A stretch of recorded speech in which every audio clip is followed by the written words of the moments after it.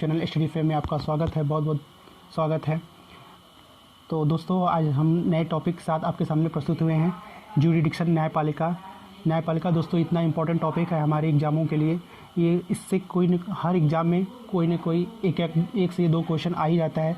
जैसे यूपीएससी हुआ, पीसीएस हुआ, डिफेंस के कितने सारे एग्ज़ाम हुए, बैंक हो गया, एसएससी हो गया, रेलवे हो गया, किसी न किसी में एक से दो क्वेश्चन आ ही जाते हैं। और दोस्तों एग्ज़ाम के पॉइंट से ये तो इम्पोर्टेंट है ही, इसके अलावा भी हमारी इन्फॉर्मेशन के लिए ये बहुत इम्पोर्टेंट टॉपिक्स है ज्यूरिडिक्शन, न्यायपालिका। तो दोस्तों हम लोग अपने टॉपिक को लेट ना करते हुए शुरू करते हैं। न्यायपालिका आज हम लोग हमारा टॉपिक है ज्यूरिडिक्शन।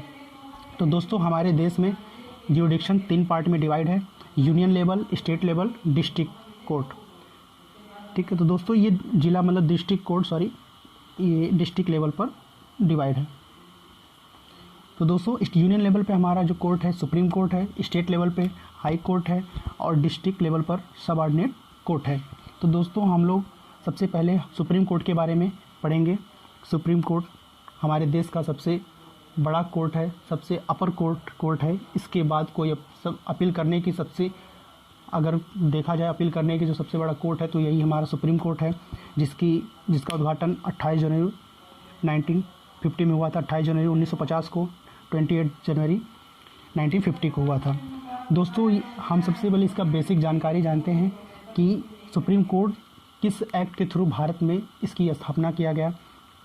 तो दोस्तों गवर्नमेंट ऑफ इंडिया एक्ट 1935 के थ्रू इसका स्थापना किया गया, जो सेंट्रल और स्टेट में लॉ को इम्प्लीमेंट्स करवाता है। और दोस्तों हम सब बता दें कि ये जो सुप्रीम कोर्ट हमारा है, ये ब्रिटिश शासन के समय का सबसे बड़ा जो कोर्ट रहा है, ब्रिटिश प्रिवी काउंसिल। इसी के स्थान पर भारत में सुप्रीम कोर्ट की स्थापना हुई है, जिसका उद्घाटन 28 जनवरी 1950 में किया गया था। जैसा कि दोस्तों हमारे देश में सुप्रीम कोर्ट को यूनिफाइड जुडिशल सिस्टम के थ्रू अडॉप्ट किया गया है। हमारे देश में एकल न्यायालय चलता है, एकल न्यायपालिका चलती है। वहीं हमारे यूएसए में ड्यूअल जुडिशरी सिस्टम चलता है, जहां सेंटर के लिए फेडरल सिस्टम चलता है। वहाँ फेडरल कोर्ट जो है लॉ को फॉलो करवाता है और स्टेट में स्टेट कोर्ट स्टेट लॉ को फॉलो करवाता है। लेकिन हमारे देश में उसका जस्ट अपोजिट है, हमारे कॉन्स्टिट्यूशन में यूनिफाइड जुडिशियल सिस्टम अडॉप्ट किया गया है। तो दोस्तों ये थी अमेरिका के बारे में थोड़ी सी, यूएसए के बारे में थोड़ी सी बेसिक एक कॉन्ट्रास्ट इन्फॉर्मेशन थी। तो हम लोग अपने टॉपिक को लेट ना करते हुए अपने सुप्रीम कोर्ट टॉपिक को शुरू करते हैं। तो दोस्तों मैं बता दूं, सुप्रीम कोर्ट जो है हमारे कॉन्स्टिट्यूशन में पार्ट 5 भाग 5, जिसमें आर्टिकल 124 टू 147 के अंदर इसको इंक्लूड किया गया है। तो जिसके अंदर हम लोग क्या क्या फॉलो करवाता है, क्या क्या इंक्लूड है, उसको हम लोग देखते हैं। दोस्तों जैसा कि मैंने बताया कि पार्ट 5 में हमारे कॉन्स्टिट्यूशन में पार्ट 5 और आर्टिकल 124 से लेकर 147 तक इसके बारे में सुप्रीम कोर्ट के बारे में दिया गया है। और इस पार्ट 5 में सुप्रीम कोर्ट के अंदर क्या क्या इन आर्टिकल के बीच में क्या क्या इंक्लूड किया गया है, उसके बारे में हम लोग देख लेते हैं। जैसा कि दोस्तों मैंने बताया आर्टिकल 124 से लेकर 147 के हमारे कॉन्स्टिट्यूशन में सुप्रीम कोर्ट के बारे में दिया है, जिसमें क्या क्या शामिल है। जिसमें पहला हमारा है constitution of supreme court. Supreme court के संविधान, नियम जो है उसका न्यायालय है, गठन है कि सुप्रीम कोर्ट कैसे बनता है। तो दूसरा हमारा है सुप्रीम कोर्ट की स्वतंत्रता, इंडिपेंडेंस। तीसरा है सुप्रीम कोर्ट का न्याय क्षेत्र, ज्यूरिडिक्शन। चौथा है सुप्रीम कोर्ट की शक्तियाँ। और पाँचवा है न्यायिक प्रक्रिया कैसी है, और आदि इसमें जो बहुत कुछ हैं जो हम लोग एक एक करके संक्षेप में पढ़ेंगे। और दोस्तों हम ये जो टॉपिक है पढ़ने का हम लोग का, ये हम लोग उसी टॉपिक को उठाए हैं जिससे एग्ज़ामों में क्वेश्चन आते हैं। हम लोग बहुत ज़्यादा जिसके डीप में नहीं गए हैं, जहाँ से क्वेश्चन आता है हमने उसी टॉपिक को पुटअप किया है। तो दोस्तों हम लोग इन जो अभी 5 टॉपिक हमने डिस्कस किया है, उसमें सबसे पहला topic constitution of supreme court. तो सुप्रीम कोर्ट का गठन के बारे में हम लोग थोड़ा सा देखते हैं। तो शुरू करते हैं सब दोस्तों। कॉन्स्टिट्यूशन ऑफ सुप्रीम कोर्ट का गठन, इसमें न्यायाधीशों का चयन, कितने न्यायाधीश हैं, इसमें कितने न्यायाधीशों की संख्या करंट में और इसके पहले कितनी थी, इसके बारे में हम लोग डिस्कस करेंगे। और दोस्तों इस टॉपिक का जो सुप्रीम कोर्ट का गठन है, कॉन्स्टिट्यूशन ऑफ सुप्रीम कोर्ट, ये आर्टिकल 124 में दिया गया है। तो दोस्तों अगस्त 2021 में प्रेसिडेंट ने अभी हाल ही में, आप लोग को नहीं पता भी होगी कि 9 जज को उन्होंने अपॉइंटमेंट किया है, जिसमें 3 वोमेन या फिर 3 लेडीज़ को इंक्लूड किया है उन्होंने। 3 वोमेन वो कौन कौन थी, उसके बाद उनका हम लोग नाम थोड़ा सा देख लेते हैं, जो परीक्षा के एग्ज़ाम में बहुत इंपॉर्टेंट है दोस्तों ये, क्योंकि अभी करंट की भी न्यूज़ है ये, और ये पूछा भी जा सकता है वो 3 लेडीज़ वोमेन्स कौन है। तो दोस्तों वो फर्स्ट वोमेन है हिमा कोहली, सेकंड है बीवी नागरत्ना, थर्ड है बेला एम त्रिवेदी, जिन्होंने अगस्त 2021 में हमारे प्रेसिडेंट भारत के 9 जजों को उन्होंने अपॉइंटमेंट किया। टोटल अपने देश में 34 मैक्सिमम 34 जज होने चाहिए, लेकिन करेंटली 33 जज हैं दोस्तों। इन 33 में अगर हम 2 पार्ट में डिवाइड करें तो 32 जो जज हैं ये जज हैं, और एक इसमें चीफ जस्टिस को इंक्लूड किया गया है। तो ये 1 जो है ये क्या है, चीफ जस्टिस है। क्या ये CJI, chief justice of India. तो दोस्तों जो हमारे देश के करेंटली CJI हैं, चीफ जस्टिस ऑफ इंडिया, उनका नाम हम लोग जानते हैं कौन है। तो उनका नाम है NV रमन्ना, उनका नाम है NV रमन्ना। दोस्तों ये जो अभी मैंने बताया 33 जजों जो लिस्ट नंबर्स बताया मैंने, उन 33 में एक जो है इसमें से NV रमन्ना जी हैं, जो हमारे देश के चीफ जस्टिस ऑफ इंडिया हैं। बाकी जो दोस्तों 32 जजेस बच रहे हैं ये अदर जजेज हैं, इनके भी इम्पोर्टेंस हैं, लेकिन हमारे देश के अगर चीफ जस्टिस का नाम अगर पूछा जाएगा तो NV रमन्ना जी हैं।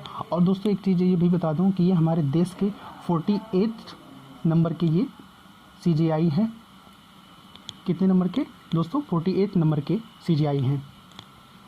तो दोस्तों अब ये तो हो गए हमारे, तो दोस्तों कभी कभी लोग पूछे जाते हैं कि तो अगर 48 ये हैं तो पहले देश के पहले चीफ जस्टिस कौन थे, तो उनका भी नाम हम लोग थोड़ा बेसिक जानकारी के लिए जान लेते हैं। तो उनका नाम था हीरा लाल जयकिशन कुनिया, उनका नाम था फर्स्ट, जो अगर कोई पूछता है या फिर जानकारी के लिए हम लोग याद रख लेते हैं, first CJI of India, chief justice of India, उनका नाम था हीरा लाल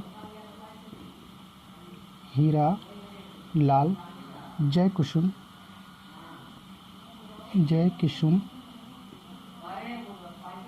कुनिया। दोस्तों ये हमारे देश के पहले चीफ जस्टिस ऑफ इंडिया थे। दोस्तों एक बार हम लोग फिर से रिपीट कर देते हैं। तो कॉन्स्टिट्यूशन ऑफ सुप्रीम कोर्ट, ये आर्टिकल 124 के में इसमें दिया गया है, जो अगस्त 2021 में हमारे देश के प्रेसिडेंट ने 9 जजों को उन्होंने अपॉइंटमेंट किया है, जिसमें से 9 जजों में 3 हमारे वोमेन जज थी, जिनका नाम था हिमा कोहली, सेकंड BV नागरत्ना, तीसरा बेला एम त्रिवेदी। तो दोस्तों अपने देश में अब जो टोटल जजों की संख्या हो गई है 34, मैक्सिमम 34 हो सकती है, लेकिन करेंटली 33 हैं, जिसमें इंक्लूडेड NV रमन्ना यानी कि चीफ जस्टिस ऑफ इंडिया। तो 32 जजेज जो हैं ये अदर जजेज हैं, और इसमें 1 जज जो है वो NV रमन्ना को इंक्लूड करके 33 हो गए हैं। और दोस्तों ये 48 नंबर के जज हैं NV रमन्ना जी, जो 24 अप्रैल 2021 को इनको इन्होंने अपना पद ग्रहण किया, या फिर ऑफिस ऑफ टर्म इन्होंने लिया 24 अप्रैल 2021 को। दोस्तों ये 48 नंबर के अपने देश के CJI हैं। और इन्फॉर्मेशन के लिए फर्स्ट जज जो है अपने देश के CJI के थे, कौन था, तो हीरा लाल जयकिशन कुनिया जी थे। दोस्तों ये तो था करंटली न्यूज़ का था। और हम लोग अगर थोड़ा सा हिस्टोरिकल इसकी बेसिक जानकारी कर लेते हैं, तो उसमें कितने पहले जजेस थे इंडिया में सुप्रीम कोर्ट के अंदर। तो दोस्तों ये चलते हम लोग अपने थोड़ा सा बेसिक जानकारी ले लेते हैं इसके सुप्रीम कोर्ट के जजों की संख्या के बारे में, नंबर ऑफ़ जजेस के। तो दोस्तों भारत सरकार ने अपने पार्लियामेंट में एक एक्ट लाया, सुप्रीम कोर्ट अमेंडमेंट एक्ट 2008। इसी के थ्रू दोस्तों भारत केंद्र सरकार ने फरवरी 2009 में जजों की संख्या 26 से बढ़ाकर 31 कर दिया था। 26 से बढ़ाकर 26 to 31 कर दिया। इसमें दोस्तों CJI इंक्लूड हैं, चीफ जस्टिस ऑफ इंडिया, जो इनको शामिल करके ये संख्या बनाया गया है। CJI। तो दोस्तों अगर ओरिजिनली अपने संविधान में देखा जाए कि जज ओरिजिनल अपने संविधान में, मूल संविधान में कि जजों की संख्या कितनी थी, फिक्स की गई थी, तो दोस्तों वो संख्या थी 8। वो संख्या जो थी वो 8 थी, जो अपने ओरिजिनली संविधान में सुप्रीम कोर्ट के जजों की संख्या थी, 8 थी। इसमें दोस्तों CJI भी इंक्लूड है, यानी कि अगर कह सकते हैं 7 अदर जजेस थे, 7 अदर जजेस plus 1 chief justice of India, chief justice of India. तो दोस्तों ये थे अपने, अगर ओरिजिनली जज जो फिक्स किया गया था 8 था, लेकिन फिर दोस्तों 1956 में पार्लियामेंट ने जजों की संख्या जो है 10 फिक्स कर दी, 8 से बढ़ाकर कितनी फिक्स कर दी, 10 को बढ़ाया। फिर और आगे जज आए 1960 में, जजों की संख्या 13 कर दी गई, 1960 में जजों की संख्या जो है 13 कर दी गई। फिर उन्होंने 1977 में भी जजों की संख्या बढ़ाया, जो 13 से 17 कर दिया। फिर उसके बाद उन्होंने 1986 में भी जजों की संख्या को बढ़ाकर कितना किया, 25 कर दिया। तो दोस्तों ये थी अपनी बेसिक जानकारी जजों की, कॉन्स्टिट्यूशन ऑफ सुप्रीम कोर्ट, जजों की संख्या के बारे में। और दोस्तों जैसा कि मैंने बताया कि सुप्रीम कोर्ट की जजों का अपॉइंटमेंट जो है अपने देश के प्रेसिडेंट करते हैं। इनके जो अपॉइंटमेंट्स दोस्तों, अपॉइंटमेंट जो है अपॉइंटमेंट करते हैं प्रेसिडेंट ऑफ इंडिया। अब दोस्तों हम लोग चलते हैं अपने नेक्स्ट टॉपिक पर, अपॉइंटमेंट ऑफ जजेस। तो हमारा नेक्स्ट टॉपिक है अपॉइंटमेंट्स ऑफ जजेस। तो दोस्तों मैंने बताया कि सुप्रीम कोर्ट के जजों को अपॉइंटमेंट कौन करता है, प्रेसिडेंट करते हैं। और चीफ जस्टिस का जो अपॉइंटमेंट कौन करता है, प्रेसिडेंट करते हैं, अदर जजेस के एडवाइस से। और हाई कोर्ट के जजों के एडवाइस, सुप्रीम कोर्ट के चीफ जस्टिस का अपॉइंटमेंट प्रेसिडेंट करते हैं। तो दोस्तों प्रेसिडेंट, अगर हमने बात करना है CJI की अपॉइंटमेंट कैसे होती है, तो प्रेसिडेंट करते ज़रूर है, बट वो अदर जजों के, सुप्रीम कोर्ट के अदर जज एडवाइस लेकर करते हैं, एडवाइस ऑफ अदर जजेस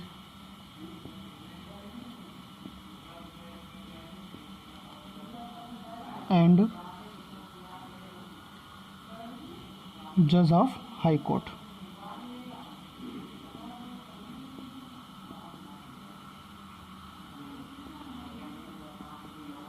तो दोस्तों ये थे प्रेसिडेंट चीफ जस्टिस का अपॉइंटमेंट कैसे करते हैं। तो वो दो अदर जजों के, सुप्रीम कोर्ट के अदर जज और हाई कोर्ट के जज के सलाह से प्रेसिडेंट अपने चीफ जस्टिस ऑफ इंडिया को अपॉइंटमेंट करते हैं। तो दोस्तों ये था अपॉइंटमेंट्स चीफ जस्टिस का। दोस्तों इसमें एक बात ये आती है कि जो जजों का जो अपॉइंटमेंट्स होता है उसके लिए चीफ जस्टिस का कंसल्टेशन बहुत आवश्यक है।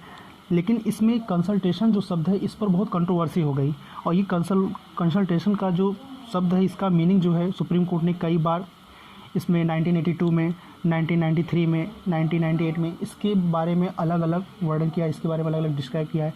सुप्रीम कोर्ट ने बताया कि कंसल्टेशन जो शब्द है इसका मतलब ये है कि एक सहमति, एक तरह से परामर्श, जिसका मतलब ये सहमति नहीं है कि उनके विचारों से, उनके जजों के कहने पर, क्योंकि ऐसा अगर दोस्तों होता तो मतभेद हो जाता जजों के अंदर कि उनको कर रहे हैं, हमें नहीं कर रहे हैं, जैसा होता है ना अपने लोगों में। तो इसी तरह से ये कंसल्टेशन के बारे में सुप्रीम कोर्ट ने कई बार, इसके बाद 1982 में, 1993 में, 1998 में, तो इस कंसल्टेशन शब्द का मीनिंग बताया है एक एक करके। फिर दोस्तों 1999 कॉन्स्टिट्यूशनल अमेंडमेंट एक्ट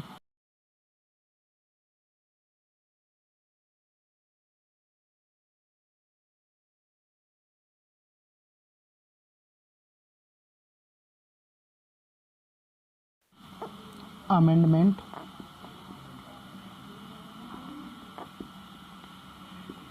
एक्ट 2014 में लाया गया।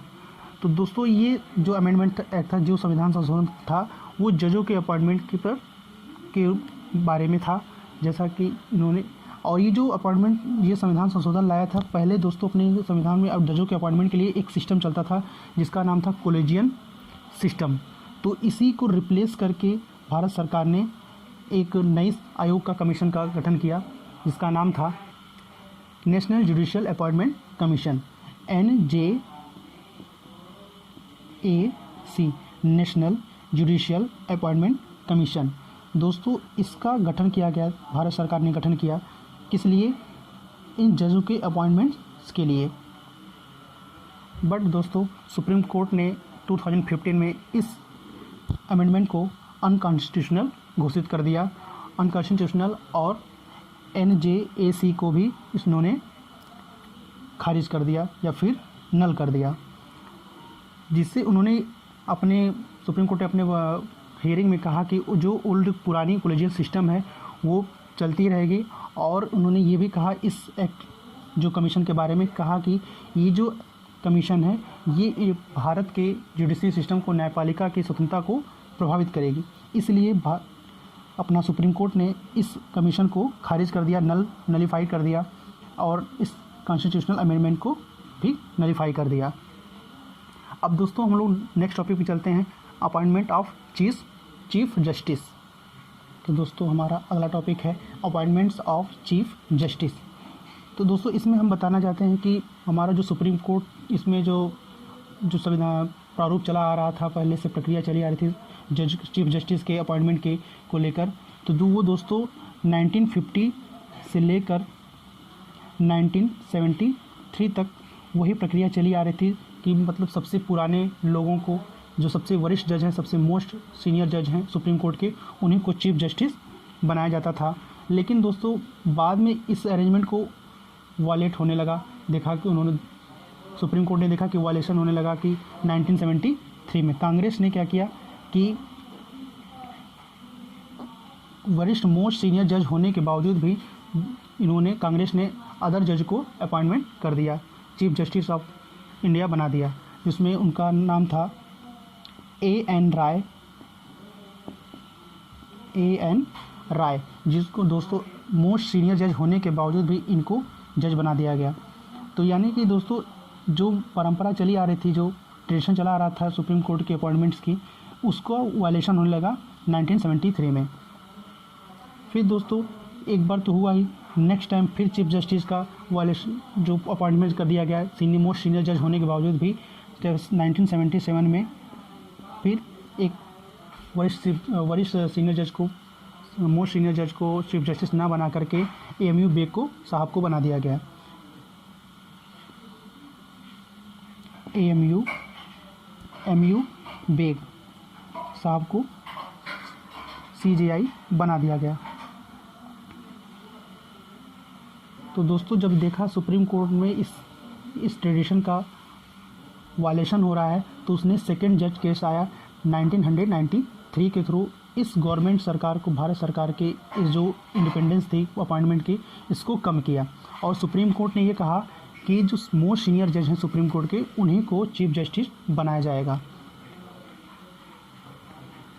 तो दोस्तों हमारी बात अब हम लोग एक बार फिर से इसको रिपीट कर देते हैं। अपॉइंटमेंट्स ऑफ चीफ जस्टिस 1950 से लेकर 1973 तक सबसे मोस्ट सीनियर जज को अपॉइंटमेंट किया जाता था, लेकिन कांग्रेस ने क्या किया कि 1973 में मोस्ट सीनियर जज होने के बावजूद भी A.N. राय को अपॉइंटमेंट कर दिया। फर्स्ट ये हुआ। सेकेंड टाइम 1977 में भी MU बेग साहब को चीफ जस्टिस बना दिया गया, जबकि मोस्ट सीनियर जज होने के बावजूद भी। तो दोस्तों इन सबको देखते हुए सुप्रीम कोर्ट ने कहा कि हमारी जो ट्रेडिशन आ रही है, परंपरा आ रही है, हम लोग वो मोस्ट सीनियर जज को अपॉइंटमेंट करते हैं, अब तक करते आ रहे हैं, उसका वायलेशन हो रहा है। तो दोस्तों अब हम लोग नेक्स्ट टॉपिक पे चलते हैं, क्वालिफिकेशन ऑफ जजेज।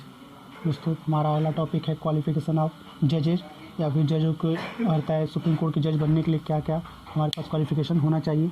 तो पहला सर दोस्तों क्वालिफिकेशन है कि वो भारत का नागरिक होना चाहिए, citizen of India, citizen of India होना चाहिए। दूसरी क्वालिफ़िकेशन है दोस्तों कि वो हाई कोर्ट का जज हो, कम से कम 5 सालों तक जज रहा हो। तीसरा पॉइंट है दोस्तों कि वो हाई कोर्ट में अधिवक्ता के तौर पर कम से कम 10 साल तक वो अधिवक्ता के तौर पर वहाँ पे काम कर हो। और तो दोस्तों मैंने बताया कि सिटीजन ऑफ इंडिया होना चाहिए। सेकंड जो है कि हाई कोर्ट में कम से कम 10 जज 5 साल की जज का जज पोस्ट के तौर पे काम करा होना चाहिए, और या फिर हाई कोर्ट में 10 ईयर्स तक वो एडवोकेट के तौर पे काम किया हो। और चौथा जो क्वालिफ़िकेशन है दोस्तों कि ये प्रेसिडेंट के ओपिनियन में इसको एक न्यायवादी या फिर जूरिस्ट सम्मान मिला हो।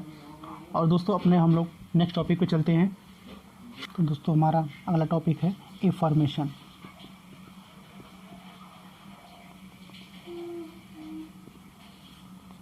यानी कि शपथ। तो दोस्तों सुप्रीम कोर्ट के जज को जो शपथ दिलाते हैं हमारे देश के राष्ट्रपति दिलाते हैं, और वो शपथ क्या कि 4 लाइनें हैं, 4 महत्वपूर्ण लाइनें उनके बारे में है कि मैं देश का निष्ठा और सच्ची श्रद्धा से इसका संविधान के प्रति निष्ठा रखूँगा, और दूसरी दोस्तों कि मैं देश की सॉवरेनिटी को, इंडिया की सॉवरेनिटी को बना के रखूँगा। ऐसी दोस्तों ये है। तो हमारा बस मेन टॉपिक ये है, इसमें इस मेन इंपॉर्टेंट लाइन ये है कि इसका शपथ कौन दिलाता है, एफर्मेशन ओथ कौन दिलाता है, तो वो है प्रेसिडेंट। फिर दोस्तों अब हम लोग चलते अपने नए टॉपिक पर, टेन्योर ऑफ जजेज या फिर सुप्रीम कोर्ट के जजों का कार्यकाल। टेन्योर ऑफ जजेज, उसमें दोस्तों कोई भी सुप्रीम कोर्ट का जज अपने 65 ईयर्स तक बना रह सकता है अपने पोस्ट तक। और सेकंड दोस्तों वो रिटेन रिजाइन दे सकता है पार्लियामेंट प्रेसिडेंट को। और सेकंड थिंग्स दोस्तों है कि पार्लियामेंट रिकमेंडेशन देगा, पार्लियामेंट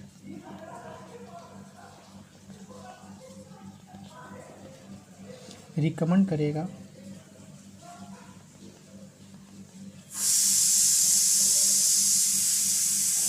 प्रेसिडेंट को।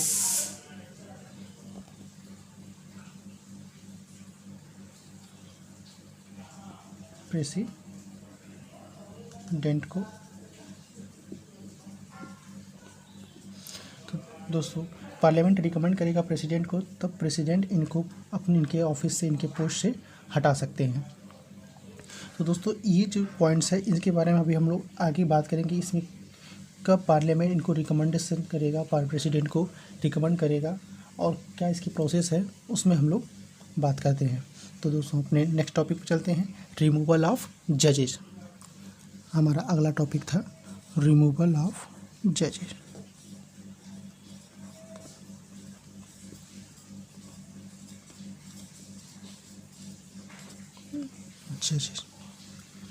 तो दोस्तों कोई भी सुप्रीम कोर्ट के जज को, दोस्तों इसमें कुकर की सीटी सुनाई दे रही है, इस पर आप लोग फोकस मत करिए, हम लोग अपने टॉपिक पर फोकस करते हैं। तो सुप्रीम कोर्ट के जज को हटाने के लिए प्रेसिडेंट ऑर्डर करेगा, तभी इनको इनके पद से हटाया जा सकता है। और दोस्तों ये ऑर्डर, जैसा कि मैंने पिछले लास्ट में बताया कि पार्लियामेंट इनको रिकमेंड करेगा,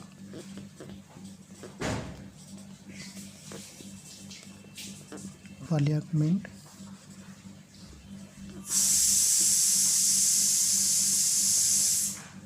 रिकमेंड करेगा प्रेसिडेंट को, फिर प्रेसिडेंट ऑर्डर करेंगे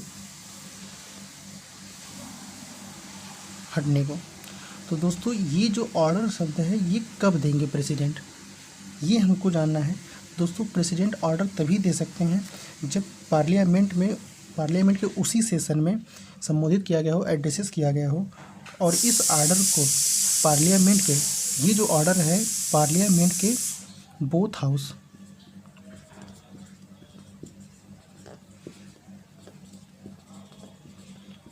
हाउस लोकसभा और राज्यसभा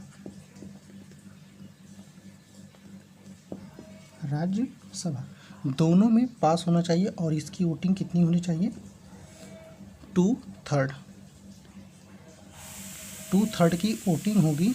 और ये वोटिंग जब पास होगी तभी प्रेसिडेंट इनको ऑर्डर करेंगे हटने के लिए। 2/3 की वोटिंग होगी।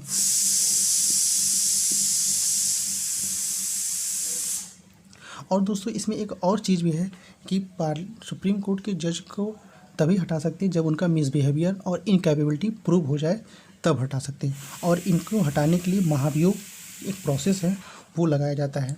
उसको हम लोग देखते हैं कैसे महाभियोग इम्पीचमेंट सुप्रीम कोर्ट के जज के ऊपर लगाया जाता है।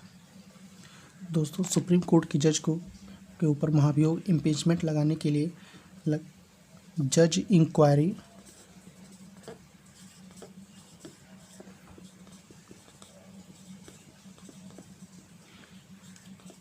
जज इंक्वायरी एक्ट लाया गया था 1968 में। तो फ्रेंड्स इसी के थ्रू हम लोग इम्पीचमेंट लगाते हैं सुप्रीम कोर्ट के जज के ऊपर, उनको हटाने के लिए। तो इम्पीचमेंट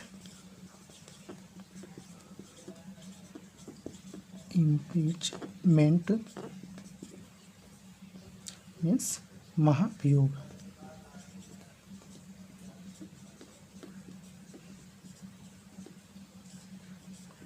महाभियोग लगाते हैं किसके ऊपर? सुप्रीम कोर्ट के जज के ऊपर।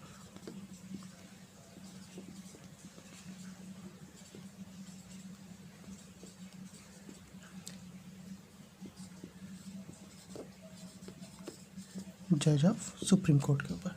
तो दोस्तों ये एक्ट जो है एक्ट लाएगा था जज ऑफ इंक्वायरी एक्ट 1968। इसी के थ्रू इम्पीचमेंट लगाया जाता है जज ऑफ सुप्रीम कोर्ट के ऊपर। और ये इसका प्रोसेस क्या है दोस्तों, उसमें हम लोग कुछ पॉइंट्स में इसको बात कर लेते हैं। तो दोस्तों पार्लियामेंट के अंदर रिमूवल मोशन लाया जाता है इनको हटाने के लिए। रिमूवल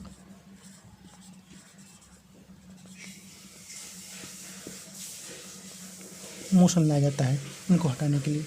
तो दोस्तों इसमें भी मेंबर्स के नंबर्स डिसाइड होते हैं, जिसमें लोकसभा के केस में 100 मेंबर्स होने चाहिए और राज्यसभा के केस में 50 मेंबर्स होने चाहिए।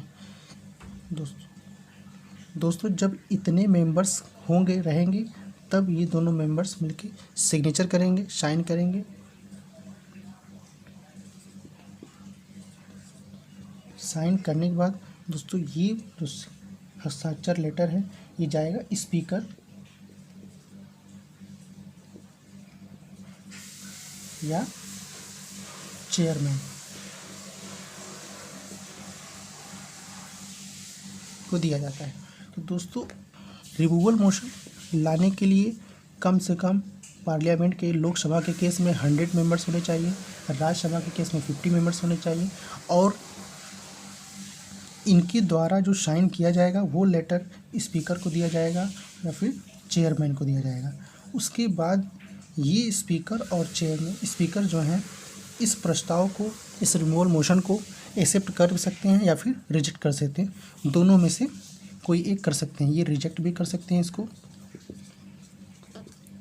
या एक्सेप्ट कर सकते हैं। अगर दोस्तों फ्रेंड्स स्पीकर ने इस रिमूवल मोशन को एक्सेप्ट कर लिया तो स्पीकर इसकी जांच के लिए 3 मेंबर की कमेटी गठित करेगा।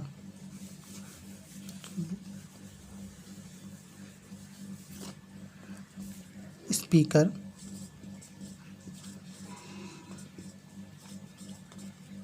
अगर रिमूवल मोशन को एक्सेप्ट करते हैं तो ये 3 मेंबर की कमेटी गठित करेंगे। कॉन्स्टिट्यूट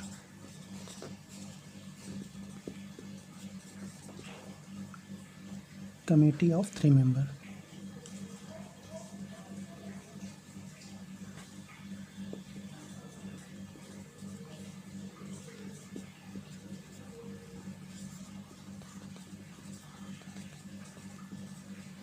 और दोस्तों ये 3 मेंबर कौन कौन होंगे? पहला होगा चीफ जस्टिस होंगे। ये सुप्रीम कोर्ट के हो सकते हैं चीफ जस्टिस। या फिर कोई और भी जस्टिस हो सकता है, अन्य जस्टिस जो होते हैं सुप्रीम कोर्ट में वो। और ये कहाँ के? सुप्रीम कोर्ट के होने चाहिए फर्स्ट।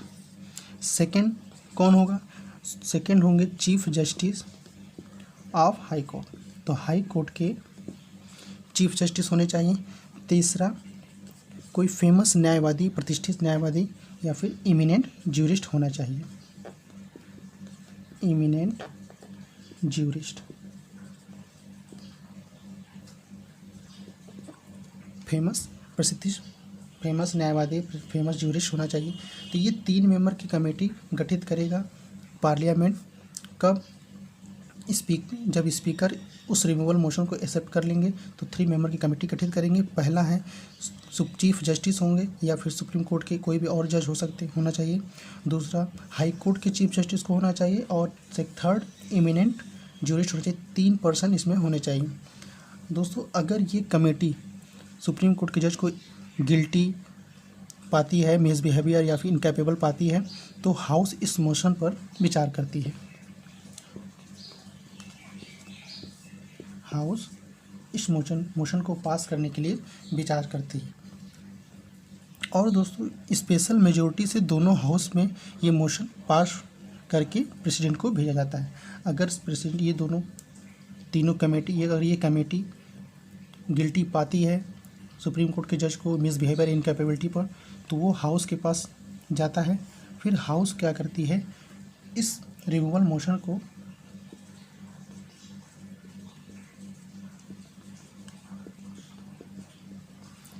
देती है प्रेसिडेंट को, प्रेसिडेंट के पास भेज देती है। तो प्रेसिडेंट इनको हटाने के लिए ऑर्डर जारी कर देते हैं। तो प्रेसिडेंट क्या करते हैं? ऑर्डर जारी कर देते हैं। तो दोस्तों फाइनली ऑर्डर जारी होने के बाद इनको अपने पद से हटना पड़ जाता है, सुप्रीम कोर्ट के जज को अपने पद से हटना पड़ जाता है।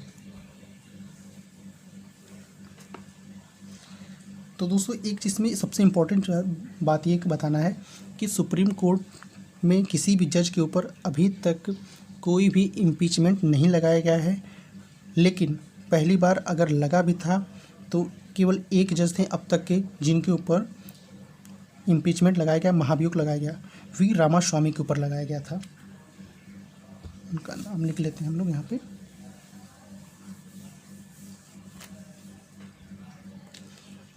वी रामास्वामी।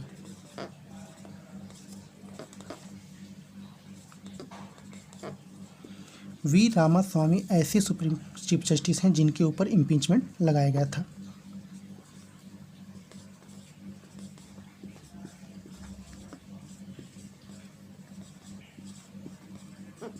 लगाया गया था। कब लगाया गया था दोस्तों? ये लगाया गया था 1991 टू 93 तक। लेकिन दोस्तों ये जो इम्पीचमेंट है पास नहीं हो सका। इसमें इस वोटिंग में कांग्रेस जो है हट गई, कांग्रेस ने वोटिंग में पार्टिसिपेट ही नहीं किया, इसीलिए ये इम्पीचमेंट पास नहीं हो पाया, जिसकी वजह से अभी तक सुप्रीम कोर्ट के जज के ऊपर महाभियोग इम्पीचमेंट नहीं लगाया जा सका है।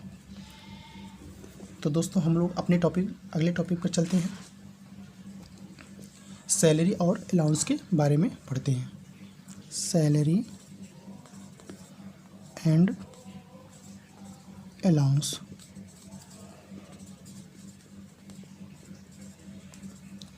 दोस्तों सुप्रीम कोर्ट के जज को सैलरी क्या मिलती है? करेंटली इनकी सैलरी जो है 2,80,000 है। दोस्तों इसके पहले इनकी सैलरी कम थी और ये सैलरी जो दोस्तों एक अमेंडमेंट बिल लाया गया था high court and supreme court जज सैलरी और कंडीशन ऑफ सर्विस के थ्रू 2017 में एक एक्ट लाया गया था। इसी एक्ट के थ्रू इनकी सैलरी को इंक्रीज़ किया गया है। तो दोस्तों अब हम लोग अपने अगले टॉपिक पे चलते हैं। एक्टिंग ऑफ चीफ जस्टिस के बारे में देखते हैं। दोस्तों एक्टिंग एज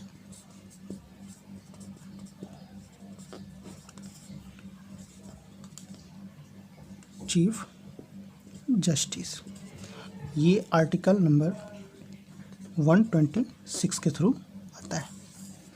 तो कोई भी दोस्त फ्रेंड्स, हम लोग सुप्रीम कोर्ट के जज चीफ जस्टिस के तौर पे इनको एडिशनल तौर पे कार्यकारी चीफ मुख्य न्यायाधीश को तब बनाया जा सकता है, नियुक्त किया जा सकता है। मुख्य न्यायाधीश का पद ये कब होगा? जब चीफ जस्टिस का पद जो है वैकेंट होगा। चीफ जस्टिस का पद वैकेंट होगा, तब हम लोग कार्यकारी एक्टिंग चीफ जस्टिस हम लोग नियुक्त कर सकते हैं। सॉरी, हम लोग नहीं, प्रेसिडेंट नियुक्त कर सकते हैं। या फिर दूसरा कि या फिर अस्थायी रूप से अस्थायी रूप से मान लीजिए चीफ जस्टिस नहीं हो, इंडिया में कहीं बाहर गए हो, तब हम लोग चीफ जस्टिस के तौर पे इनकी नियुक्ति की जा सकती है। और दोस्तों, या फिर तीसरी बात ये है कि ये जो चीफ जस्टिस करेंटली अगर हैं, उनका वो कार्य करने में असमर्थ है या फिर कहीं हॉस्पिटलाइज है, तब उनकी जगह हम लोग चीफ जस्टिस प्रेसिडेंट उनको नियुक्त कर सकते हैं। दोस्तों, अब हम लोग चलते हैं अपने थोड़े से हिस्टोरिकल हियरिंग हैं उनके बारे में पढ़ते हैं, जो इम्पोर्टेंट हैं, जो एग्ज़ाम में कई बार आ चुके हैं, उनके बारे में देखते हैं। तो हमारा अगला टॉपिक है हिस्टोरिकल हियरिंग। तो फ्रेंड्स, इसमें बहुत सारे इम्पोर्टेंट हियरिंग्स आए हैं, जैसे Kesavananda Bharati and versus Kerala state. तो दोस्तों, ये जो टॉपिक है, ये वाला जो Kesavananda Bharati versus Kerala state, friends, ये इससे बहुत बार एग्जाम में क्वेश्चन, मोस्टली ये बहुत इंपॉर्टेंट है, ये क्वेश्चन में हमेशा एग्जाम में पूछा जाता है। केशवानंद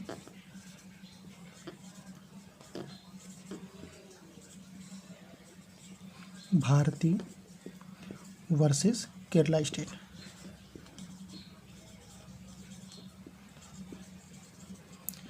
दोस्तों, ये हियरिंग कब आई थी? 24 अप्रैल 1973 में आया था। फ्रेंड्स, ये सिस्टर हियरिंग चली थी सुप्रीम कोर्ट के अंदर। ये केशवानंद भारती एंड केरला स्टेट, ये आया था 24 अप्रैल 1973 में। दोस्तों, इसमें एक चीज़ पूछा जाता है कि कितने जज की पीठ इसमें बेंच में पार्टिसिपेट की थी? तो 13 जज। इस हियरिंग में 13 जजेस ने पार्टिसिपेट किया था। सेकेंड केस है हमारा Maneka Gandhi versus union of India. Maneka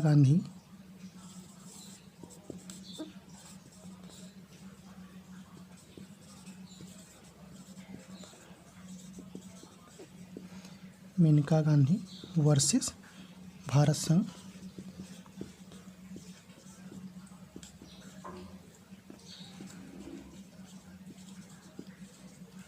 friends, ये हियरिंग आई थी 25 जनवरी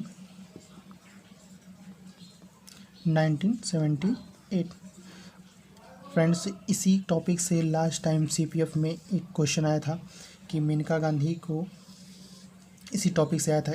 इसकी हियरिंग उनका पासपोर्ट जो है सरकार ने रख लिया था, उन पर वो विदेश जाने पर उनका पासपोर्ट बैन लगा दिया था। तो इसी के ऊपर उन्होंने अपील दायर की थी सुप्रीम कोर्ट के अंदर। तो दोस्तों, इसमें किसने जज की बेंच बैठी थी? तो 9 जज की बेंच बैठी थी इसमें। दोस्तों, हमारा फ्रेंड्स, अब अगला टॉपिक हम लोग लेंगे, इसमें 3 डाइवोर्स केस में 3 तलाक, जो बहुत इंपॉर्टेंट है, काफ़ी बार एग्जाम में ये पूछ सकता है। ये काफ़ी इंपॉर्टेंट और काफ़ी चर्चा भी हमेशा, ये जब से ये केस हुआ है, किसकी सुनवाई हियरिंग आई है, तब से ये जो इम्पोर्टेंट न्यूज़ में आप लोग सुनते होंगे, काफ़ी चर्चा का विषय बना रहता है। 3 डाइवोर्स केस। 3 डाइवोर्स। फ्रेंड्स, ये आया था 22 अगस्त 2017। तो फ्रेंड्स, अगर पूछे कि अगर ये 3 डाइवोर्स जो केस है, ये किसने अपील की थी? तो सना नाम की एक लड़की थी, मैरिड गर्ल्स थी, इसने इस सुप्रीम कोर्ट के अंदर केस को अपील की थी। तो इसमें कितने जजों की बेंच बैठी थी? 5 जज की।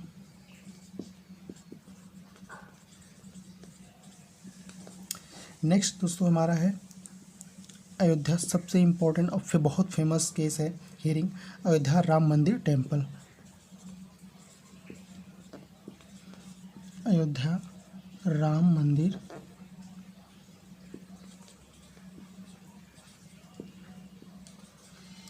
तो फ्रेंड्स ये आया था 9 नवंबर 2017।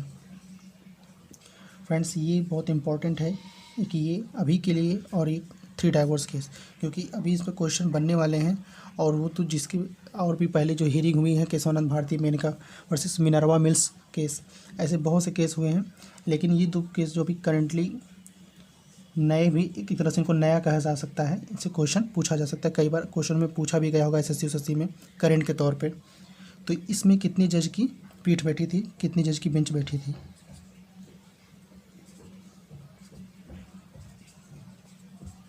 इसमें भी फ्रेंड्स 5 जज की बेंच बैठी थी, जिसके चीफ जस्टिस थे रंजन गोगोई।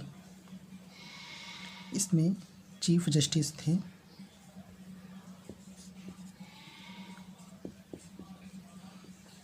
रंजन गोगोई। फ्रेंड्स अभी हम लोग यहीं तक बात करेंगे। इसमें थोड़ा सा एक आर्टिकल्स के बारे में है कि कौन से आर्टिकल में कौन किस टॉपिक के बारे में दिया गया है। उसके बाद हम लोग नेक्स्ट वीडियो में मिलेंगे। इसमें इससे रिलेटेड इंपॉर्टेंट क्वेश्चन जो अब तक के एग्जाम में पूछा गया है और कुछ आर्टिकल्स के बारे में हम लोग उसी समय देख लेंगे, क्योंकि वीडियो काफ़ी लंबी हो चुकी है। तो अगर दोस्तों हमारी वीडियो आपको इन्फॉर्मेटिव और अच्छी लगी हो तो ज़रूर इसको लाइक कमेंट शेयर करें। और हमारे वीडियो पर नए आए हैं जो लोग, तो वो भी इस वीडियो को सब्सक्राइब कर दें। और हम लोग मिलते हैं नए वीडियो के साथ, जिसमें हम लोग पढ़ेंगे आर्टिकल्स और इन पर कुछ इंपॉर्टेंट क्वेश्चन के बारे में जो अब तक क्वेश्चन एग्जामों में पूछे गए हैं। जय हिंद दोस्तों, टेक केयर, बाय।